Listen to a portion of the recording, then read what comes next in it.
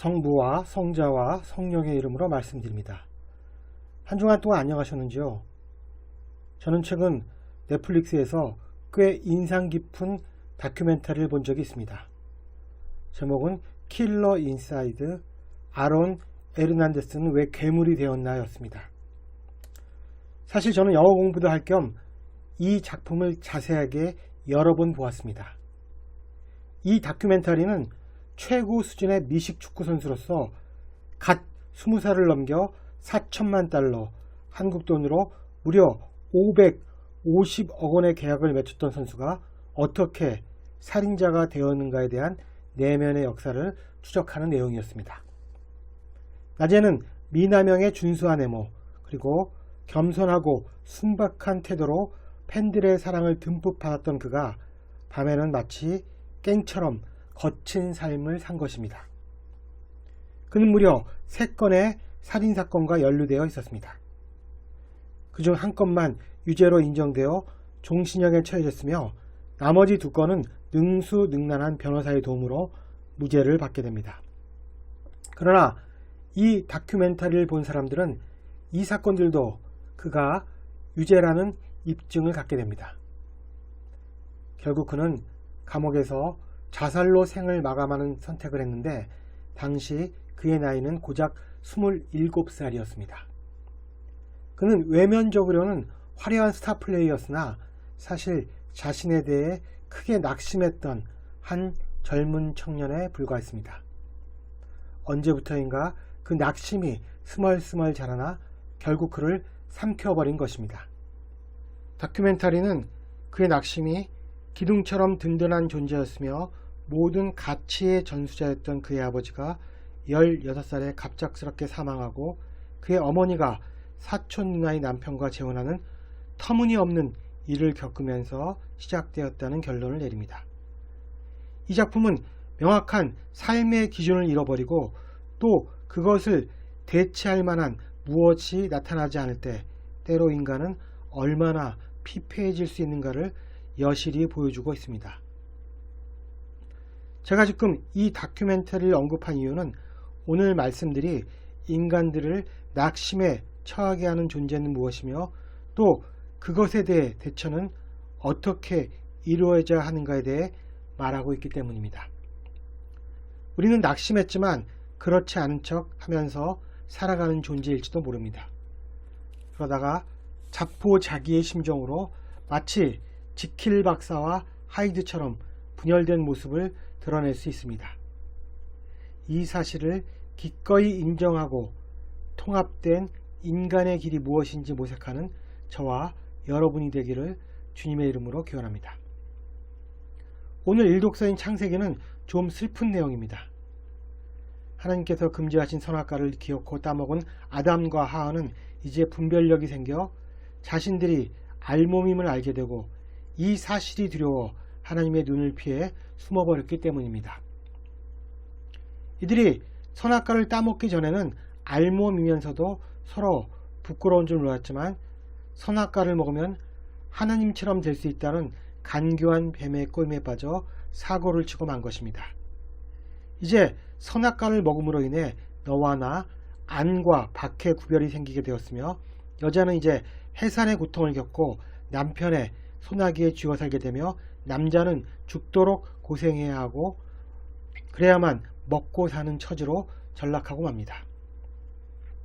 이 명령이 의미하는 바는 이제 더 이상 에덴 동산에서 살 수 없으며 그것으로부터 추방된다는 뜻입니다.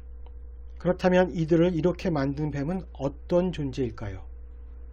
사실 어떻게 보면 뱀도 사탄의 꿰매 빠져 하수인 역할을 한 것이라고 볼 수 있습니다. 결국 이 모든 사건 배후의 주동자는 오늘 복음에도 등장하는 사탄이라고 할 수 있습니다. 그렇다면 우리는 이 사탄을 어떻게 이해해야 할까요? 이사야서 14장 12절에서 15절을 보면 사탄의 기원이라고 할 수 있는 단서가 나옵니다. 웬일이냐 너 새벽 여신의 아들 샛별아 내가 하늘에서 떨어지다니 민족들을 짓밟던 내가 찍혀서 땅에 넘어지다니 내가 속으로 이런 생각을 하지 아니하였더냐 내가 하늘로 오르리라. 나의 부자를 저 높은 하나님의 별들 위에 두고 신들의 회의장이 있는 저 북극산에 자리 잡으리라. 나는 저 구름 꼭대기에 올라가 가장 높으신 분처럼 되리라. 그런데 내가 저승으로 떨어지고 저 깊은 구렁의 바닥 속으로 떨어졌구나. 전통적인 해석에 의하면 사탄은 하나님의 피조물인 천사였으나 그만 하나님과 같은 지위를 누리고자 했던 교만함으로 인해 내쳐진 존재라는 것입니다.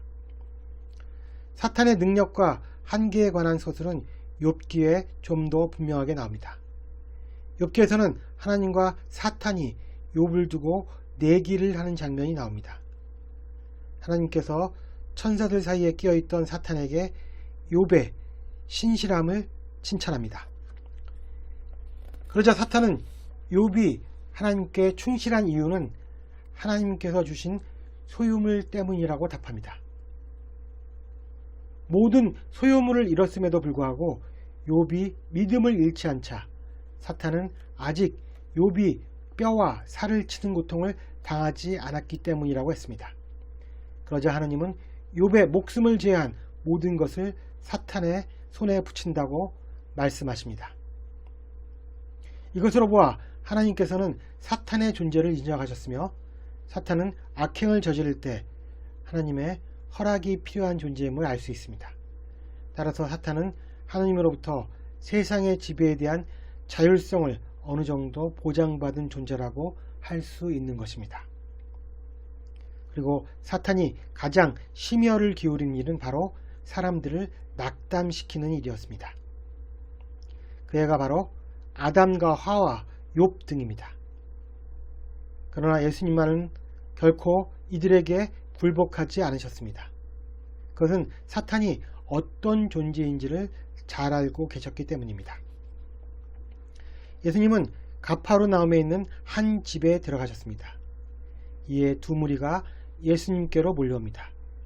한 무리는 예루살렘에서 내려온 율법학자들이었고 다른 무리는 예수님의 고향 나자렛에서 올라온 친척들이었습니다. 마리아와 예수님의 형제들도 포함된 무리였습니다. 율법학자들은 예수가 가나안의 토착신인 베엘제불에게 사로잡혔다느니 또는 마귀 두목의 힘을 빌려 마귀를 쫓아낸다는 소문을 퍼뜨렸습니다. 그러자 예수님은 사탄이 사탄을 내쫓을 수 없으며 사탄의 나라가 네 분으로 갈라진다면 그 나라는 지탱하지 못하고 망하게 될 것이라고 말씀하십니다. 아시다시피 암세포는 암세포를 쫓아내지 못합니다. 암세포는 자기들끼리 뭉쳐 더 강력한 암세포를 만들 뿐입니다. 암세포를 쪼개고 막아내는 것은 백혈구입니다. 따라서 당신이 사탄을 내쫓을 수 있는 것은 사탄의 힘이 아니라 성령에 의한 것임을 밝힙니다. 또 예수님은 힘센 사람의 집에 들어가서 그 집을 털 수 있으려면 힘센 사람을 묶어 놓아야만 가능하다고 말씀하십니다. 여기서 힘센 사람은 사탄이고 그것을 묶을 수 있는 존재는 더 센 성령이기에 사탄의 힘을 빌려 사탄을 쫓아냈다고 하는 율법학자들의 논리는 타당하지 않다고 거듭 반박하시는 것입니다. 따라서 이러한 성령을 모독하고 낙담시키려 드는 사람들은 영원히 용서받을 길이 없다고 단언하셨습니다. 오늘 이 독서인 고린토후서에서 사도 바울은 자신이 낙심하지 않는 사람임을 밝히고 있습니다. 그가 자신을 낙심하지 않는 사람으로 내세우는 이유는 당시 고린토 교회의 타락한 세태로부터 자신의 믿음을 지키기 위해서였을 것입니다. 아마도 성서에서 아담과 하와처럼 큰 낙심을 겪은 존재도 없을 것입니다. 자신들의 행위로 인해 그 결과가 이전과는 180도로 다른 상황으로 전개된 것입니다. 욥의 경우도 마찬가지였을 것입니다. 사도 바울은 우리에게 낙심을 가져오는 일들이 파괴할 수 있는 것은 우리의 외적 인간에 불과하다고 말합니다. 그리고 그러한 고난도 가시적인 현실에서 일어나는 잠시뿐인 일이라고 권면합니다. 사도 바울은 우리가 낙담하지 않으려면 나날이 새로운 내적 인간을 키워내야 하고 우리가 받을 큰 영광을 떠올려야 하며 지상이 아니라 영원한 하늘에 우리의 마음을 두어야 한다고 말합니다. 오늘 시편 130편에서는 우리가 가져야 할 마음가짐을 다음과 같이 읊고 있습니다. 나는 야훼님 믿고 또 믿어 나의 희망 그 말씀에 있사오니 새벽을 기다리는 파수꾼보다 내 영혼이 주님을 더 기다리옵니다. 우리를 낙담시켜 절망에 빠뜨리는 일은 매우 사소한 사건에서 시작될 수 있습니다. 겨우 과일 한 개를 먹는 일이 얼마나 큰 결과를 초래했는지 아담과 하하는 몰랐을 것입니다. 혹시 우리에게 낙담의 순간이 올지라도 우리에게는 그 낙담을 던져버릴 수 있는 내적 인간이 존재하며 또 우리의 내적 인간이 성령의 도움으로 나날이 새로워지고 있음을 믿을 때 우리는 낙담을 떨쳐버릴 수 있을 것입니다. 이를 믿고 받아들이는 저와 여러분이 되기를 주님의 이름으로 기원합니다. 성부와 성자와 성령의 이름으로 말씀드렸습니다. 아멘.